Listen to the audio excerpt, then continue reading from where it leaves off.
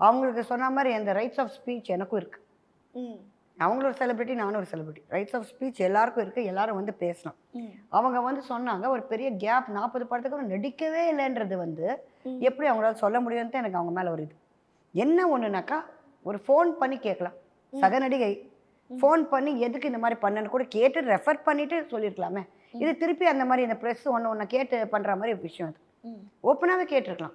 First of all 40 படம்ன்றது இவங்களுக்கு எப்படி கணக்கு தெரியுது? ம். ஒண்ணுமே கிடையாது. இப்ப YouTubeலயே போய் சார்மிலா மூவிஸ்ன்னு போட்டா எல்லாம் வந்துகிட்டே இருக்கு வரிசையா. ஆமா. தமிழ், தெலுங்கு, மலையாளம் அத பார்த்துக்கிட்டோம் அவங்க.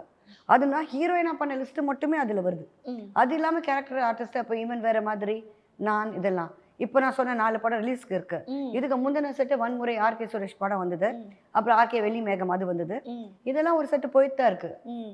விலாசம், அதுக்கப்புறமா வந்து இது மகான் மகான் கணக்கு, அது நெறைய படங்கள் வந்துட்டே தான் இருக்கு எனக்கு. ம்.